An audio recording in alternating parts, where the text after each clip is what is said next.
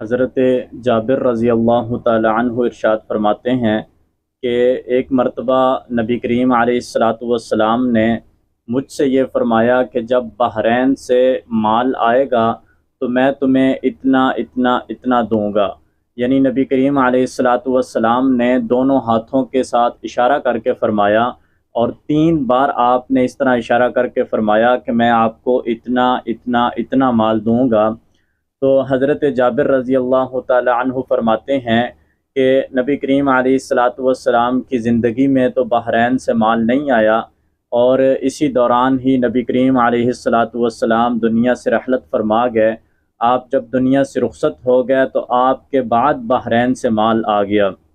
یہ جو بحرین کا علاقہ تھا، یہ اس وقت چونکہ نبی کریم علیہ الصلاۃ والسلام کے زمانے میں ہی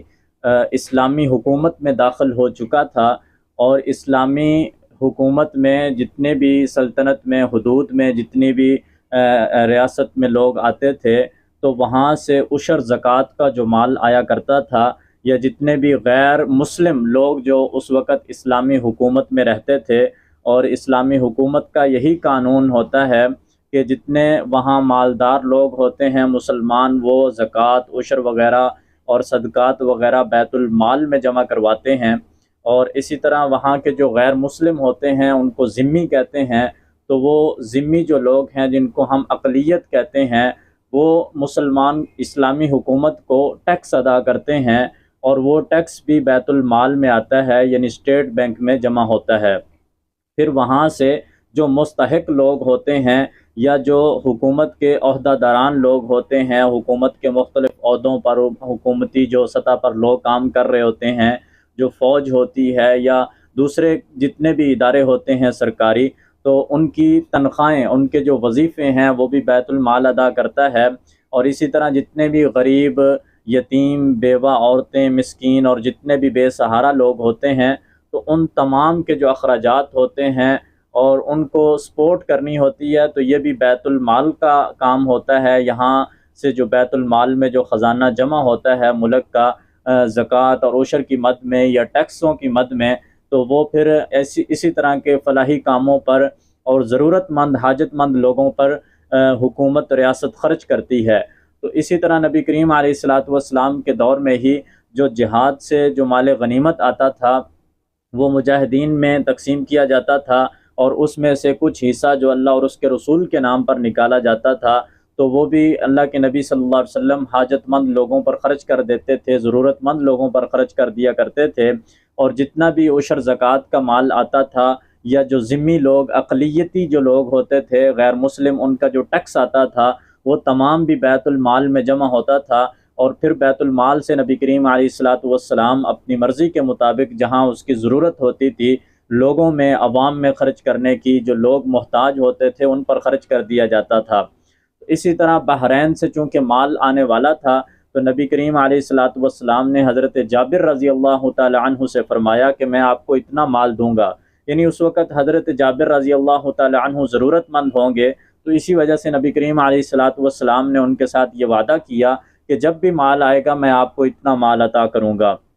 تو نبی کریم علیہ الصلاۃ والسلام کی زندگی میں تو وہ مال نہ پہنچ سکا۔ جب نبی کریم علیہ الصلاۃ والسلام دنیا سے رحلت فرما گئے اور آپ کے بعد حضرت ابوبکر صدیق رضی اللہ تعالی عنہ آپ کے نائب مقرر ہوئے اور آپ کے خلیفہ مقرر ہوئے، اور حکومت کی باغ دوڑ جو تھی وہ حضرت ابوبکر صدیق رضی اللہ تعالی عنہ نے سنبھال لی تھی، اور جتنے بھی خلافت کے اور حکومت کے نظامات تھے وہ تمام حضرت ابوبکر صدیق رضی اللہ تعالی عنہ چلا رہے تھے۔ تو بحرین سے وہ مال جو آنے والا تھا وہ بھی پہنچ گیا۔ تو اب حضرت ابوبکر صدیق رضی اللہ تعالی عنہ نے تمام مسلمانوں میں یہ اعلان کروایا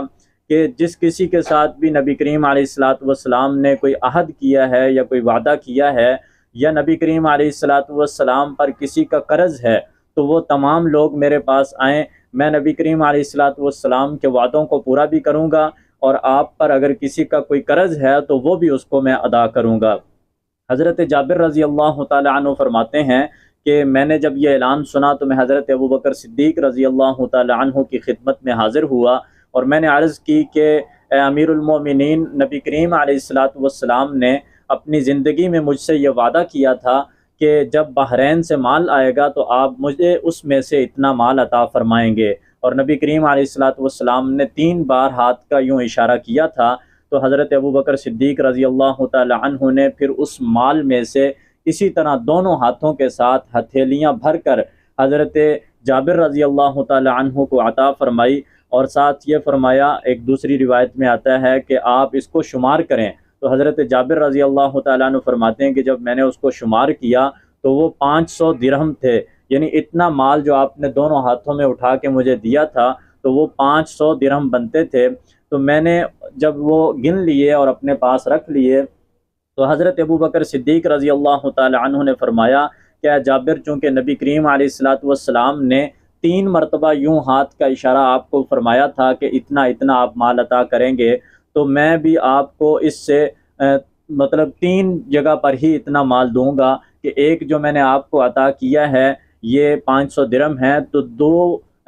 دگنا مال اس سے اور بھی میں آپ کو عطا کروں گا، یعنی وہ پورا ہو جائے کہ جتنا نبی کریم علیہ الصلوۃ والسلام نے فرمایا کہ آپ 3 بار آپ نے فرمایا کہ اتنا اتنا دیں گے، تو میں بھی آپ کو نبی کریم علیہ الصلوۃ والسلام کے وعدے کے مطابق 3 بار اتنا اتنا مال عطا کروں گا۔ اور وہ حضرت ابوبکر صدیق رضی اللہ تعالی عنہ نے حضرت جابر رضی اللہ تعالی عنہ کو دے دیا تھا، جیسے کہ نبی کریم علیہ الصلوۃ والسلام نے ان سے وعدہ فرمایا تھا کہ جب بحرین سے مال آئے گا تو وہ آپ کو اتنا عطا کریں گے، یعنی تقریباً 1500 درہم حضرت ابوبکر صدیق رضی اللہ تعالی عنہ نے حضرت جابر رضی اللہ تعالی عنہ کو اس مال میں سے عطا کیے جو نبی کریم علیہ الصلوۃ والسلام نے ان سے وعدہ فرمایا تھا، کیونکہ مسلمانوں کو یہی حکم دیا گیا ہے اللہ کی طرف سے اور اللہ کے رسول کی طرف سے کہ جب بھی کسی کے ساتھ کوئی وعدہ کرو تو اس وعدے کو پورا کرو، کسی سے عہد کرو تو اس اپنے عہد کو پورا کرو۔ قرآن پاک میں بھی اللہ تعالیٰ ارشاد فرماتے ہیں اوفوا بالعہد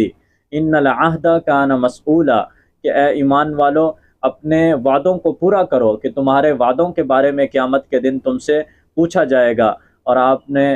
نبی کریم علیہ الصلوۃ والسلام نے بھی اپنی زندگی میں جتنے بھی لوگوں کے ساتھ وعدے کیے، جس کسی کے ساتھ بھی کوئی عہد کیا تو آپ نے اس وعدے کو اور عہد کو پورا کر کے دکھایا، اگرچہ آپ کو اس سے تکلیف بھی اٹھانی پڑی تو بھی آپ نے اس وعدے کو پورا کر کے دکھایا۔ اور امت کے لیے بھی یہی تعلیم ہے کہ جب بھی کسی کے ساتھ آپ کوئی وعدہ کرتے ہیں، جب بھی کسی کے ساتھ کوئی آپ عہد کرتے ہیں، کسی سے کوئی ایسی بات کہتے ہیں تو پھر اس کو پورا کر کے دکھائیں، اس وعدے کو توڑے نہ۔ وعدہ توڑنا یہ کبیرہ گناہ ہے، تو جو بھی وعدہ توڑے گا تو قیامت کے دن اس کو اللہ تعالیٰ کے سامنے جواب دینا پڑے گا اپنے وعدے کا۔ اس لیے اپنے عہد کو پورا کریں اور اپنے وعدوں کو پورا کریں۔ اللہ تعالیٰ ہمیں سنت پر عمل کرنے کی توفیق عطا فرمائے۔